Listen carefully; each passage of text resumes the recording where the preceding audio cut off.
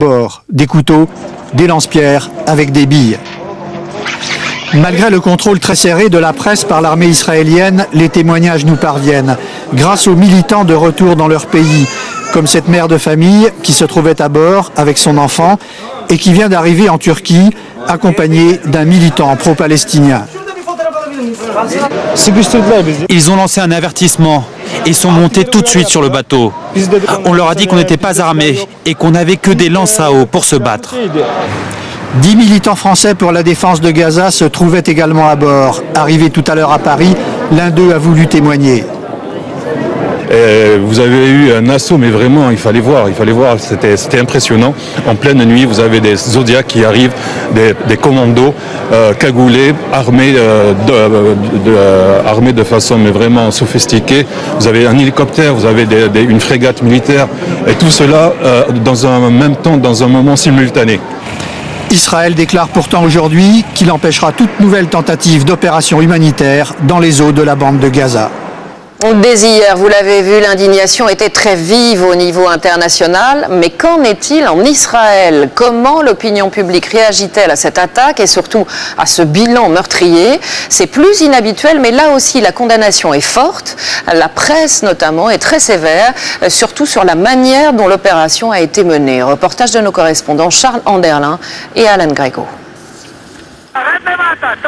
Ces images font scandale en Israël. Elles montrent l'impréparation des soldats qui descendent en rappel sur le pont du bateau et sont immédiatement attaqués par des activistes pro-palestiniens.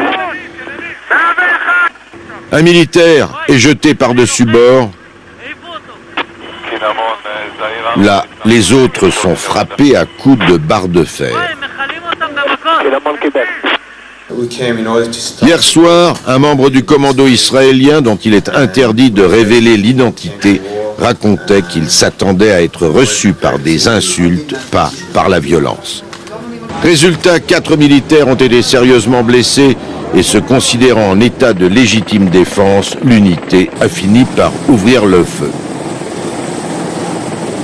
Alors, sur les chaînes de télévision israéliennes, les commentateurs ont tiré à boulet rouge sur la manière dont l'opération a été planifiée par l'état-major en l'absence de renseignements précis. Ce matin, la presse dans son ensemble n'est pas tendre. Traduction de ce titre, l'échec et l'héroïsme. Des députés de plus en plus nombreux commencent à poser des questions sur la politique gouvernementale. Je suis déçu des chefs politiques, je suis déçu des chefs militaires. Il faut chercher le moyen, il faut trouver un autre moyen. Et je crois qu'on va tirer la conclusion, à la suite de ce qui s'est passé, ça ne peut pas continuer comme ça. Car d'autres navires chargés de militants pro-palestiniens feraient route vers Gaza. Et nous retrouvons maintenant Charles Anderlin, notre correspondant à Jérusalem. Charles, bonjour. Quelle est la situation ce matin? Est-ce qu'on sent une vraie tension? L'armée et la police sont toujours en état d'alerte. Dans le secteur arabe israélien, c'est la grève générale. On ne signale aucune manifestation importante. Dans les territoires palestiniens également, un calme relatif règne. Il faut dire qu'il n'y a pas de victimes palestiniennes au cours de cet assaut sur le bateau turc. Charles, vu la gravité des circonstances, est-ce que le gouvernement est affaibli aujourd'hui? Politiquement, très certainement.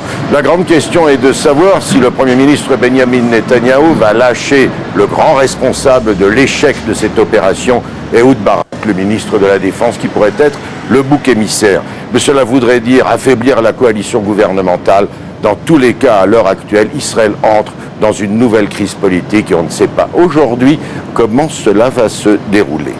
Merci à vous Charles pour toutes ces précisions et puis sage meurtrier. Le Conseil qui réclame la libération